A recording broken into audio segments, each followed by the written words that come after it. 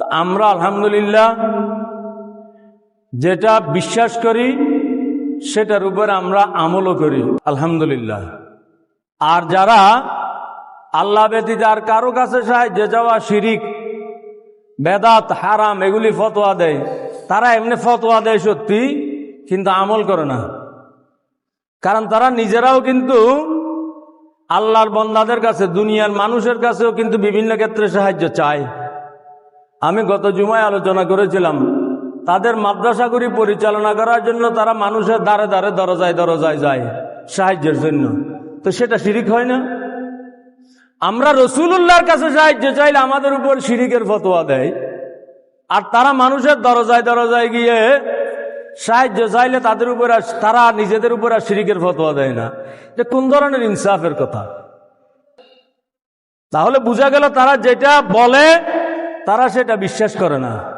আমরা যেটা বলি, যেটা আমাদের আকীদা, আমরা যেটা বিশ্বাস করি সেটার উপর আমরা আমল করি আলহামদুলিল্লাহ। এবং এই যে আমল করি, এটা কোনো আমরা আমাদের গতানুগতিক, আমাদের তৈরি করা আমল নয়। এটা সাহাবীরা যেটা করেছেন, আমাদের পূর্বসূরি ওলামায়ে কেরাম, আমাদের পূর্বসূরি ইমামগণ যে আমল করেছেন, সেই আমলের উপরে আলহামদুলিল্লাহ আমরা রয়েছি। সুবহানাল্লাহ। কেমন? এই যে রাসূলুল্লাহ সাল্লাল্লাহু আলাইহি ওয়াসাল্লামের কাছে কিছু চাওয়া, এটা আমরা মনে করি আল্লাহ পাকের হুকুমে রাসূলুল্লাহর কাছে চাওয়া যায়। চাওয়া যায় নয়, শুধু ক্ষেত্র বিশেষে রাসূলের কাছে চাইতেই হবে। রাসূলও দান করেন। তো রাসূল যে দান করেন, সে রাসূল কোন জাতি সত্তাগত ক্ষমতা বলে রাসূল তার উম্মতকে দান করেন তাই নয়। রাসূল দান করেন, আল্লাহ রাসূলকে যা দিয়েছেন সেখান থেকে আমার রাসূল তার উম্মতদেরকে দান করেন। সুবহানাল্লাহ। এটাই আমরা বিশ্বাস করি। যেমন আল্লাহ তাআলা বলেছেন আমার রাসূলের ব্যাপারে, ইন্না আ'তাইনাকাল কাউসার, ইয়া রাসূলুল্লাহ, হে রাসূল, আমি আপনাকে অজস্র অজস্র প্রাচুর্য, অনেক অনেক কিছু দান করেছি। সুবহানাল্লাহ। আল্লাহ তাআলা আমার রাসূলকে অজস্র দান করেছেন। কত বেশি দান করেছেন সেটা আমরা কোনো কিছুতে সীমাবদ্ধ করতে পারবো না। কাউসার বলেছেন আল্লাহ। কাউসার বলতে অধিক অধিক, কত অধিক। দুনিয়ার ধন সম্পদ যেগুলি আছে, কেউ যদি বেশ কিছু টাকা পয়সার মালিক হয়ে যায়, কয়েকটি বাড়ির মালিক হয়ে যায়, বেশ কিছু ইন্ডাস্ট্রিজ, কলকারখানার মালিক হয়ে যায়, আমরা বলি সে খুব অনেক টাকা পয়সার মালিক। এগুলি আমাদের দৃষ্টিতে অনেক, কিন্তু আল্লাহর দৃষ্টিতে কি? আল্লাহ বলছেন মাতাউদ দুনিয়া ইল্লা কলিল। অর্থাৎ দুনিয়ার যত ধন সম্পদ আছে, দুনিয়ায় যা কিছু আছে, এগুলি একেবারে যৎসামান্য। সুবহানাল্লাহ। আমাদের দৃষ্টিতে কিছু কোটি টাকা থাকলে আমরা অনেক টাকা মনে করি, কিন্তু আল্লাহর দৃষ্টিতে কি? দুনিয়ার যত ক্ষমতা হোক, দুনিয়ার যত টাকা পয়সা হোক, দুনিয়ার যত ধন সম্পদ হোক, আল্লাহর দৃষ্টিতে ইল্লা কলিল, এগুলি সামান্যই। আল্লাহর দৃষ্টিতে সামান্য। তাহলে আল্লাহর দৃষ্টিতে যেখানে দুনিয়ার যত ধন সম্পদ যত বেশি হোক না কেন, এগুলি দুনিয়ার আমাদের দৃষ্টিতে বেশি, কিন্তু আল্লাহর দৃষ্টিতে সামান্য, সেখানে আল্লাহ বলছেন হে রাসূল, আপনাকে আমি অনেক অনেক দান করেছি। তাহলে আল্লাহর দৃষ্টিতে অনেকের সীমা কোথায়, আল্লাহ এবং আল্লাহ রাসূল ভালো জানেন। সুবহানাল্লাহ। রাসূলকে কত বেশি দিয়েছেন আল্লাহ। তাহলে আল্লাহ তাআলা আমার রাসূলকে দান করেছেন। আল্লাহ আমার রাসূল বলছেন ইন্নামা আনা কাসিমুন ওয়াল্লাহু ইউতি। আল্লাহ আমাকে দান করেন, আর আমি রাসূল আমার উম্মতের মধ্যে বন্টন করি। সুবহানাল্লাহ। তাহলে আল্লাহ তাআলা আমার রাসূলকে দান করেন, আর আমার রাসূল আমাদেরকে বন্টন করেন। সুবহানাল্লাহ।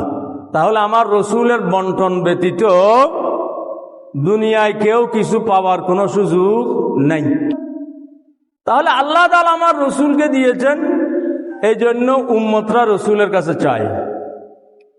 কিন্তু উম্মতের পরিপূর্ণ বিশ্বাস আছে এই যে রসুল যেটা দান করবেন সেই রসুল আল্লাহর পক্ষ থেকে প্রাপ্ত হয়েই আল্লাহর ইশারায় রসুল্লাহ উম্মতকে দান করেন। সুবহানাল্লাহ।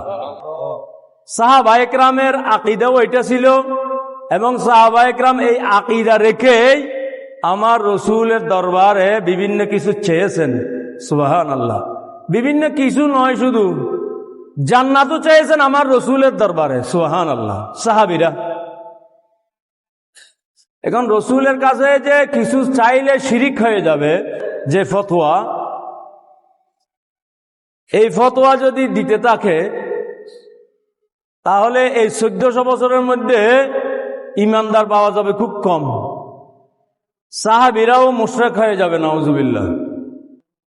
কারণ সাহাবীরাও হাদিস শরীফে অনেক জায়গায় এসেছে সাহাবীরাও আমার রসুলের কাছে সাহায্য চেয়েছেন। সুবহানাল্লাহ। আমাদের পূর্ববর্তী বলি বুজুর্গ থেকে শুরু করে তাবেঈন, তবে তাবেঈন, আইম্মায়ে মুজতাহিদিন সবাই কিন্তু আমার রসুলের কাছে সাহায্য চেয়েছেন। তো যদি রসুলের কাছে সাহায্য চাওয়াকে শিরিক বলা হয় তাহলে এরা কেউ আর মুমিনের তালিকায় থাকবে না, সবাই মুশরিক হয়ে যাবে, নাউজুবিল্লাহ। যেমন একটা ঘটনা বলি, এক সাহাবী হযরতে রবিয়া ইবনে কাব রাদিয়াল্লাহু তাআলা আনহু, এটা মুসলিম শরীফের হাদিস। রবিয়া ইবনে কাব রাদিয়াল্লাহু তাআলা আনহু একদিন আমার রসুল সাল্লাল্লাহু আলাইহি ওয়াসাল্লামকে ওযুর পানি দিচ্ছিলেন, ওযুর পানি ঢেলে দিচ্ছিলেন। আমার রসুল ওযু করছিলেন। হযরত রবিয়া পানি দিচ্ছিলেন, আমার রসুল ওযু করছিলেন। হঠাৎ করে রহমতুল লিল আলামিনের রহমতের দরিয়ার মধ্যে জোশ এসে গেল। আমার রসুল বললেন, সাল ইয়া রবিয়া, রবিয়া তুমি চাও, আমার কাছে কি চাইবে চাও। সুবহানাল্লাহ। রসুল সাহাবীকে বলছেন কি চাইবে চাও, আমার কাছে সওয়াল করো। তাহলে আল্লাহ ব্যতীত রসুলের কাছে কিছু চাওয়া যদি শিরিক হতো তাহলে রসুল কেন বললেন হে রবিয়া তুমি চাও, আমার কাছে কি চাইবে? রসুল তো শিরিকের শিক্ষা দেন না, রসুল তো এসেছেন ঈমানের তালিম দেওয়ার জন্য। শিরিকের অন্ধকার থেকে বের করে ঈমানের আলোয় আলোকিত করার জন্য তো আমার রসুল। সেই রসুল বললেন সালিয়া রবিয়া, রবিয়া চাও, আমার কাছে কি চাইবে? হযরত রবিয়াও সুযোগ পেয়ে গেলেন, কি চাইলেন দেখেন হযরত রবিয়া। আমরা চাইলে তো দুনিয়ার কত কিছু চাইতাম, দুনিয়ার সুখ শান্তি চাইতাম, টাকা পয়সা চাইতাম, ধন সম্পদ চাইতাম, সম্মান চাইতাম, প্রভাব প্রতিপত্তি চাইতাম। কিন্তু রবিয়া, হযরতে রবিয়া কি চাইলেন আমার রসুলের কাছে? বললেন ইয়া রাসূলুল্লাহ আসআলুকা মারাফিকাতাকা ফিল জান্নাহ। ইয়া রাসূলুল্লাহ আমি আপনার কাছে কিছুই চাই না, আমি শুধু জান্নাতে আপনার সাথী হয়ে থাকতে চাই। সুবহানাল্লাহ। রবিয়া কিছু চাইলেন না, চেয়ে ফেললেন কি? সবচেয়ে দামি জিনিস জান্নাত চেয়ে ফেললেন। জান্নাত আর যেই জান্নাত নয়, যেই জান্নাতে আমার রসুল থাকবেন সেই রসুলের সাথে সেই জান্নাতে থাকতে চাইলেন। সুবহানাল্লাহ। রবিয়া বললেন ইয়া রাসূলুল্লাহ আমি শুধু জান্নাতে আপনার সাথে থাকতে চাই। সুবহানাল্লাহ। আমার রসুল বললেন না হে রবিয়া তুমি কি বললে, জান্নাত কিভাবে আমি দেব? জান্নাতের মালিক তো আল্লাহ, জান্নাত দিতে পারবেন আল্লাহ। তুমি আমার কাছে জান্নাত চাইলে তুমি তো মুশরিক হয়ে গেলে, শিরিক হয়ে গেলে, তুমি বরং আল্লাহর কাছে জান্নাত চাও। রসুল সেই কথা বললেন না। রসুল কি বললেন? রবিয়া তুমি যা চেয়েছো তা তো পেয়ে গেছো, আওয়া গায়রা যালিকা, আর কি চাও বলো। হে রবিয়া তুমি যা চেয়েছো তা পেয়ে গেলে, আওয়া গায়রা যালিকা, আর কি চাও? রবিয়া আর কি চাও বলো। রবিয়া বললেন কুলতু যাকা, ইয়া রাসূলুল্লাহ আর কিছু চাই না, যদি সেটাই পাই, শুধু জান্নাতে যদি আপনার সাথে থাকতে পারি সেটাই আমার সবচেয়ে বড় পাওনা, এর চেয়ে আমি আর বেশি কিছু চাই না। সুবহানাল্লাহ। তাহলে দেখা যায় কি সাহাবীরাও আমার রসুলের কাছে চেয়েছেন আমার রসুল ও সাহাবীদেরকে দান করেছেন। সুবহানাল্লাহ। তাহলে এখানে রসুলুল্লাহর কাছে চাইলে শিরিকের ফতোয়া, এই ফতোয়া ভুল। এই ফতোয়া যদি দেওয়া হয়, সাহাবীদের মধ্যেও ইমানদার থাকবে না, তাবেইন, তবে তাবেইনদের মধ্যেও, আমার রসুলের বংশধরদের মধ্যেও ইমানদার থাকবে না। সাহায্য কি শুধু হযরতের রবিয়া সরাসরি চেয়েছেন আমার রসুলের কাছে? আমার রসুলের নাতি হযরতে ইমাম জয়নুল আবেদিন রাদিয়াল্লাহু আনহু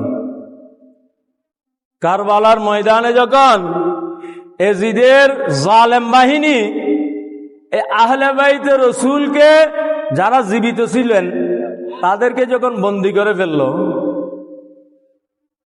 সেই আহলে বাইতে রসুলের সদস্যদের অন্যতম সদস্য হযরতে ইমাম জয়নুল আবেদিন রাদিয়াল্লাহু আনহু, তাকে জালেম বাহিনী বন্দী করে ফেলেছে।